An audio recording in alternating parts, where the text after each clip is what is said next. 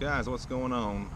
Today I wanted to talk to you about mulch, seeing how it's going to be the springtime pretty soon, and it's going to be in high demand.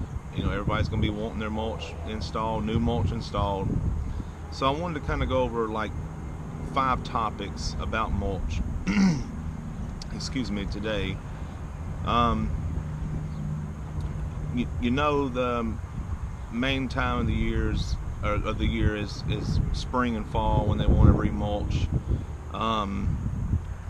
Springtime, ready to clean it out, get new mulch put in, and in the fall you want to put mulch down to protect the plants that are in the flower bed, making sure that there's enough mulch to keep the roots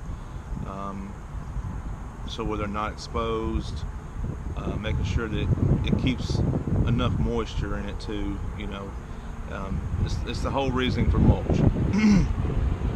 But the first topic we're going to go over is weed fabric. I don't know how many of y'all use weed fabric. We try not to use weed fabric unless it's requested by the customer.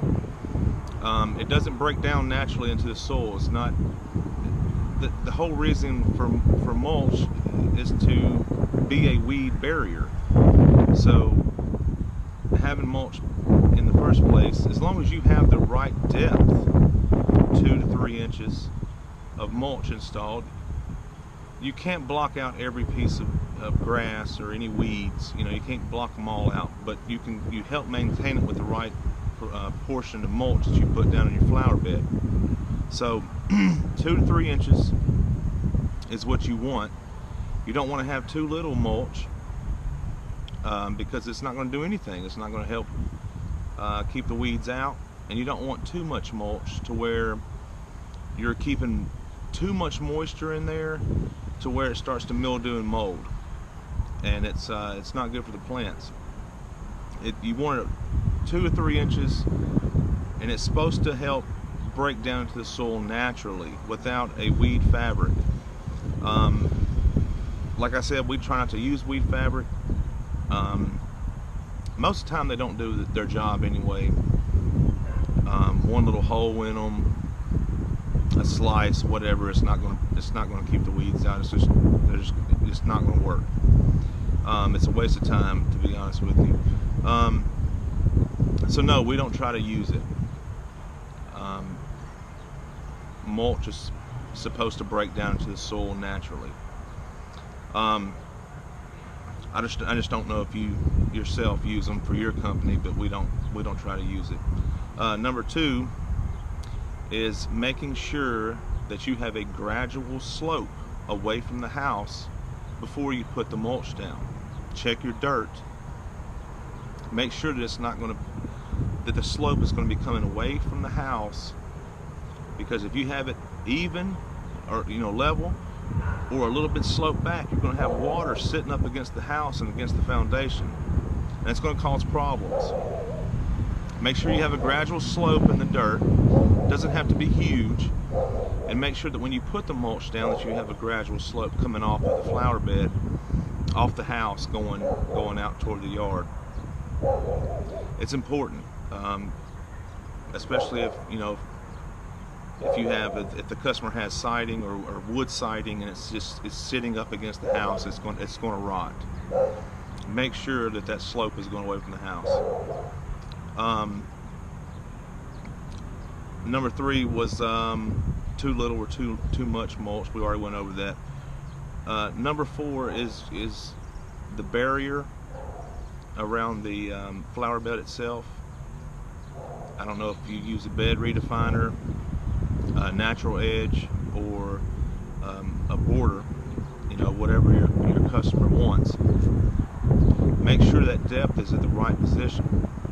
If I don't know how y'all's grass is wherever you are, but here in Arkansas we deal with a lot of Bermuda, and Bermuda likes to grow out and up. So we have to make sure that we have a good enough depth, even if we do a natural border, to where that sod is not trying to grow out into the flower bed, because it will, and then once it takes root, it's going to go all through the flower bed. So make sure that depth is enough to cut off to where the roots and stuff are not spreading into your flower bed. You have to make sure it's the right depth. And number 5 is make sure that you're charging correctly. You got to think about how much it's costing you in gas if you're doing the delivery and pickup for the mulch, unless they're already having that sent to their house in bags. I have no idea. But if you are going to be the ones that are going to be picking it up and transporting the mulch, make sure you charge. Make sure you charge. You got to think about how much time it's going to take you to do the job in the first place. Make sure that if the customer wants anything additional, that you make sure you put it in the price. Excuse me. You want to charge correctly the first time. You're not going to, if it's your first year and it's your first mulch job, you're not going to get it right the first time. It's just something's going to happen. You're going to miss out on something you should have charged for. It happens. It's okay. You learn from it though. Make sure you are charging correctly though. We charge $100 a yard. So a yard here is a front loader scoop. That's what we go off of. So it's $100 for us. That covers our delivery, pickup, install, spread, whatever. So it's $100 a yard. Make sure that wherever your area is, that you're charging the right amount per scoop, per bag, whatever it is. But make sure you're adding that all in to your price. It's very important. You charge too little, it's coming out of your pocket. Even if you hire a guy, I mean, all he's doing is getting paid by the hour. You're the one that's going to eat all that money. Make sure you're charging the correct amount, and make sure that you go over the whole pre-installation for the mulch with your customer to make sure that they want everything that they want and that you know what they want. It's important.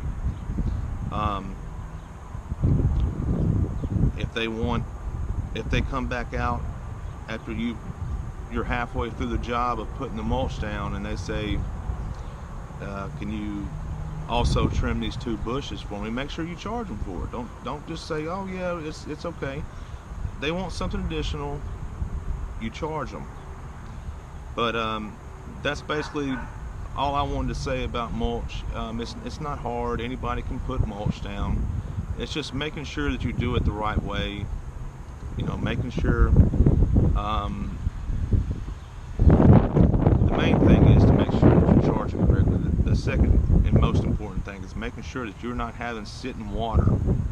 Please make sure that you are sloping that water or sloping that mulch and dirt so that it's not sitting up against the house, guys. But that's basically it. We haven't been too busy at all. We went and did a little leaf cleanup today, but it was just the front yard. The backyard was too wet. It's still sopping wet around in some areas. But we lost 2 big properties this season. They were our 14-acre commercial property and our 12-acre commercial property, owned by the same owner, plus additional yards that we did for him too that we also lost. But it wasn't anything that we did. He just wanted to hire his own crew to do it for him, so it's not a big deal. We've already been setting up, getting ready for Marketing March, going ahead and getting our EDDM cards ready. We've already got our website up, Precision Lawn Service LLC.com. So we're getting ready. We're going to start hitting tons of residential yards. You don't have to have a ton of commercial yards or even a commercial yard to be able to make it in this business. You just want to make sure that you have a good route. What I mean by that is you want to have your houses in your neighborhoods pretty congested to where you're hitting them in stride and you're just going and you're making money. So that's what we're doing. We're getting those EDDM cards set up, and we're going to start mailing those out in late February, early March, getting those out. And we're also going to make up EDDM cards for the fall, for our fall services that we're going to offer. So I don't know if you're doing EDDM, but I would definitely check it out, because it might just be the best way to market your business and to keep your business going. I mean, it's very important to make sure that you're marketing and that you're advertising to get the business that you want. You can't do that if they don't know who you are. So make sure you're doing that, guys. Just getting ready for the season. It looks like we're not going to be buying a new mower since we did lose those properties. And I think the only thing that we need to purchase now is another edger or two, because the edger that we have is it's not a very good edger. It bogs down a lot when it gets in the dirt. So we're gonna maybe make 2 purchases this year, but everything else is going to be just about the same as far as our equipment. Still running the Bad Boy mowers. Still running the Echo weed eaters, plus the one steel weed eater, and our 2 Echo blowers, and then, you know, hedge trimmers and all that stuff. But basically the setup's still going to be the same. We're just going to be adding little pieces here and there, and that's about it. But other than that, we're excited. We're ready for the season, and I hope you are too, and I hope you make lots of money. We're going to try to make lots of money, and we're going to try to make this a very profitable year, and I hope that you do too. And it looks like we're not going to hire another person. It looks like we're going to just keep Andre, and we're going to be running 3 people, just me, my brother, and Andre. Since we lost those properties, there's no reason to have a 4th person when 3 of us can handle it. So that's what we get. That's what we're going. Sorry, that's what we're going to be doing this season, and we're excited. So I just hope we all make a lot of money, guys. I don't know when our next job will be, but hopefully I'll be able to record soon for you. If not, then, you know, it's just going to be waiting until spring, but unless there's any other topics that I want to discuss. But other than that, guys, that's it. We'll see you next time.